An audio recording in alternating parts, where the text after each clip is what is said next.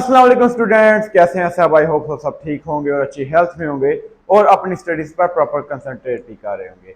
मैं हूं आपका बायोलॉजी टीचर ज़ीशान शाह और आज के लेक्चर में हम ऑर्गेनेली एंड सेल लेवल और टिश्यू लेवल के बारे में डिस्कशन करेंगे। तो आइए आज का लेक्चर स्टार्ट करते हैं। अच्छा, सबसे पहले हम ऑर्गेनेली के बारे में बात करते हैं। पिछले लेक्चर में हमने बायो एलिमेंट्स के बारे में पढ़ा था और बायो मॉलिक्यूल्स के बारे में पढ़ा था। हमने ये बात की थी कि जब बायो एलिमेंट्स आपस में असेंबल करते हैं यानी मिलते हैं तो वो क्या बनाते हैं, बायो मॉलिक्यूल्स बनाते हैं। और इसमें हमने क्या पढ़ना है, ऑर्गेनेली लेवल में सबसे पहले। वैसे तो पूरा इसका जो टॉपिक नेम है वो है ऑर्गेनेली एंड सेल लेवल, लेकिन सबसे पहले हम ऑर्गेनेली की बात करेंगे क्योंकि ऑर्गेनेली जो है सेल से छोटा एक स्ट्रक्चर होता है। ठीक है, ऑर्गेनेली आगे मिलकर सेल को बनाती है। अब ऑर्गेनेली कैसे बनती है? जब मुख्तलिफ बायोमॉलिक्यूल्स आपस में मिलते हैं एक फंक्शन, एक जैसा फंक्शन परफॉर्म करने के लिए, तो वो क्या बनाते हैं जी, ऑर्गेनेलीज। ठीक है, when biomolecules assemble together in a particular way to perform a specific function then they form a organelle. ठीक है, ऑर्गेनेली की अगर मैं एग्जांपल की बात करूं ना तो इसमें माइटोकॉन्ड्रिया आता है आपके पास। इसके अलावा आप बात करें राइबोसोम्स। माइटोकॉन्ड्रिया की अगर मैं बात करूं ना तो ये भी एक सब सेलुलर स्ट्रक्चर होता है। इधर एक टर्म यूज हुई है सब सेलुलर स्ट्रक्चर की। मैंने एक आपको याद होगा मिसाल दी थी इंस्पेक्टर वाली और सब इंस्पेक्टर वाली। इंस्पेक्टर किसी थाने का बड़ा होता है और सब इंस्पेक्टर उसके अंडर काम करता है। एक सेल जो है बड़ा इंस्पेक्टर होता है, बड़ा होता है, और जो ऑर्गेनेलीज हैं वो सब इंस्पेक्टर होती हैं, यानी कि सब सेलुलर स्ट्रक्चर्स होते हैं, वो उससे अंडर रहकर काम करते हैं। इस चीज की भी आपको समझ आ गई होगी। अब इन सब सेलुलर स्ट्रक्चर में सबसे पहले मैं माइटोकॉन्ड्रिया के बारे में आपको बताने लगा था।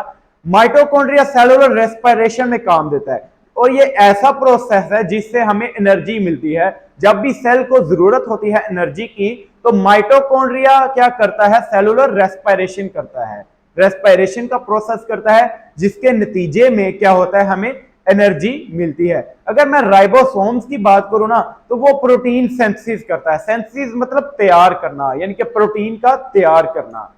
हर ऑर्गेनेली जो है स्पेसिफिक होती है अपने काम के लिए, यानी कि हर ऑर्गेनेली का काम खास है जिसे डिवीजन ऑफ लेबर बोलते हैं। Each organelle is specific for its function, यानी कि हर ऑर्गेनेली अपने फंक्शन के लिए, अपने काम के लिए स्पेसिफिक है, खास है। इसी को डिवीजन ऑफ लेबर बोलते हैं। अब घर में आपने मजदूर लगाए हो तो हर मजदूर की अपनी अपनी ड्यूटी होती है। इसी तरह जब सेल के अंदर हम सब सेलुलर स्ट्रक्चर यानी ऑर्गेनेलीज की बात करते हैं ना, ऑर्गेनेलीज की, तो हर ऑर्गेनेली का अपना अपना काम होता है। राइबोसोम का काम है जी, उसने क्या करना है जी, प्रोटीन सिंथेसिस करनी है। अगर मैं बात करूं माइटोकॉन्ड्रिया की, उसने एनर्जी प्रोडक्शन करनी है। अगर मैं बात करूं लाइसोसोम्स की, उसने फूड डाइजेशन करनी है। न्यूक्लियस की बात करूं, न्यूक्लियस ने जितनी भी इंफॉर्मेशन है उसमें स्टोर करनी है अपने डीएनए के अंदर। ठीक है, और इंफॉर्मेशन को ट्रेवल करवाना है। तो ये सारे फंक्शंस हैं सब सेलुलर स्ट्रक्चर यानी ऑर्गेनेलीज की। अब ये अगर सब सेलुलर स्ट्रक्चर आपस में असेंबल करते हैं इन अ पर्टिकुलर वे, जब आपस में मिलते हैं एक खास तरतीब से, तो ये एक यूनिट ऑफ लाइफ बनाते हैं जिसे हम सेल बोलते हैं। और सेल की एक डेफिनेशन ये भी है, the basic structural and functional unit of life is called cell. ठीक है, when subcellular structures assemble together in a particular way to perform a specific function, then they form a unit of life called cell। और cell आपको पता ही है, basic structural and functional unit of life. ये हमारी जिंदगी का basic unit है, एक बुनियादी जुज्व है। हमारी बॉडी ट्रिलियंस ऑफ सेल से मिलकर बनी हुई है। हमें तो मल्टी सेलुलर बोलते हैं ना। ठीक है, यानी कि हमारे अंदर बहुत ज्यादा सेल्स मौजूद है। अगर मैं बात करूं प्रोटिस्ट की, प्रोटिस्ट या फिर प्रोकैरियोट्स, प्रोकैरियोट्स में अक्सर आगे हम 5 किंगडम्स पढ़ेंगे जिसमें हम मोनेरा के बारे में पढ़ेंगे, यानी बैक्टीरिया वगैरह इसमें आता है। बैक्टीरिया, तो बैक्टीरिया को अगर आप देखें ना, उनकी जिंदगी सिर्फ एक सेल पर मुश्तमिल होती है। वो एक खुर्दबीनी जानदार होता है, उनकी जिंदगी सिर्फ एक सेल पर मुश्तमिल होती है और जिंदगी के जितने भी अवामिल होते हैं उसी एक सेल के अंदर होने होते हैं। ठीक है, उनकी बॉडी जो है कोई मल्टी सेलुलर नहीं होती कि बहुत ज्यादा सेल्स, टिश्यूज वगैरह, कोई ऑर्गन्स नहीं मौजूद होते। वो सिर्फ एक सेल पर मुश्तमिल होती है और उसी सेल के अंदर सारा काम होना होता है। और अगर मैं बात करूं ज्यादातर प्रोटिस्ट जो होते हैं ना, ज्यादातर प्रोटिस्ट वो यूनिसेलुलर होते हैं। यूनिसेलुलर यानी एक सेल पर मुश्तमिल होते हैं। तो इस चीज की आपको समझ आ गई होगी। नेक्स्ट जो हमारे पास टॉपिक है वो है टिश्यू लेवल। अब टिश्यूज कैसे बनते हैं? जब एक जैसे सेल्स आपस में असेंबल करते हैं, मिलते हैं एक जैसा फंक्शन परफॉर्म करने के लिए, तो वो टिश्यू बनाते हैं।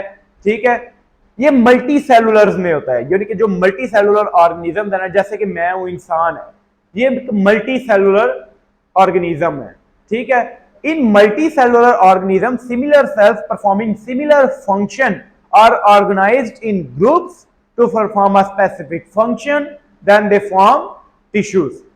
अब अगर मैंने बात किया कि सिमिलर सेल्स होने चाहिए एक टिश्यूज के अंदर, तभी वो सिमिलर फंक्शन परफॉर्म करते हो। हर सेल जो टिश्यू के अंदर है, सारे सेल जो हर सेल है वो एक जैसे ही होने चाहिए। अब लेट्स से कि मैं आपकी बॉडी के अंदर एक बात करता हूं, ऑर्गन है लबलबा, जिसे पैंक्रियास बोलते हैं। उसमें जो सेल्स होते हैं ना, वो क्या करते हैं? इंसुलिन प्रोड्यूस करते हैं। अब वो जो सेल्स हैं दिल के अंदर जाएं तो काम नहीं बनेगा, यानी कि दिल के टिश्यूज के अंदर मौजूद होंगे तो काम नहीं बनेगा। उनका काम है इंसुलिन प्रोड्यूस करना, और दिल के टिश्यूज और सेल्स का काम है वो कॉन्ट्रैक्ट और रिलैक्स करे ताकि वो ब्लड की पंपिंग करे। दिल जो है इंसुलिन प्रोड्यूस नहीं करता, वो आपके पैंक्रियास करते हैं, पैंक्रियास के सेल्स करते हैं। तो किसी भी टिश्यू में एक जैसे ही सेल्स होने चाहिए, कोई और सेल मौजूद नहीं होना चाहिए, तभी वो सिमिलर फंक्शन परफॉर्म करेंगे और एक टिश्यू कहलवाएंगे। अच्छा, टिश्यू जो होते हैं ना स्पेसिफिक होते हैं अपने काम के लिए, यानी कि ये भी अपने काम के लिए स्पेसिफिक होते हैं। Tissues are specific for their function. हर टिश्यू का अपना अपना काम होता है। अच्छा, सबसे पहले मैं अगर आपको एग्जांपल के तौर पर टिश्यूज की अगर मैं एग्जांपल दूं ना, तो सबसे पहले मैं प्लांट्स की जो आपको एग्जांपल देता हूं, प्लांट्स के टिश्यूज की। प्लांट्स के अंदर एपिडर्मल टिश्यूज होते हैं। एपी मतलब आउटसाइड, डर्मल मीन स्किन, या फिर हम इसे प्लांट्स के लिए अगर हम इस टर्म का मतलब लेंगे तो इसका मतलब होगा लेयर। ठीक है, यानी कि ऊपर वाली लेयर पे जो टिश्यूज मौजूद होते हैं। अब प्लांट की एपिडर्मस में आपको पता है स्टोमेटा होते हैं। स्टोमेटा सुराख होते हैं जो कि गैसेस को अंदर लेके आते हैं और एक्सेस जो वाटर होता है उसको बाहर भेजते हैं। ठीक है, नमी की सूरत में। ये क्या करता है? जब प्लांट्स में पानी की कमी हो जाती है तो इन एपिडर्मल टिश्यूज में जो स्टोमेटा होते हैं वो बंद हो जाते हैं, ताकि एक्सेस जो वाटर है बाहर ना जा पाए, यानी कि वाफर मिकदार में बाहर ना जा पाए, और प्लांट्स के अंदर जो वाटर कंटेंट है वो मेंटेन रहे, बरकरार रखे, ताकि प्लांट का सर्वाइवल जो है वो आसान रहे, यानी कि वो प्लांट जो है सर्वाइव कर पाए, जिंदा रह पाए। आगे अगर मैं इनके ग्राउंड टिश्यूज की बात करूं ना, तो ग्राउंड टिश्यूज जो है बेसिक मेटाबॉलिज्म करवाते हैं। ठीक है, यानी एनर्जी प्रोड्यूस करवाते हैं। इसके अलावा ये स्टेम में क्योंकि होते हैं, प्लांट के तने के अंदर होते हैं, तो ये सपोर्ट एंड मूवमेंट का भी काम, तो ये सपोर्ट और प्रोटेक्शन का भी काम करते हैं, प्लांट को सपोर्ट करते हैं।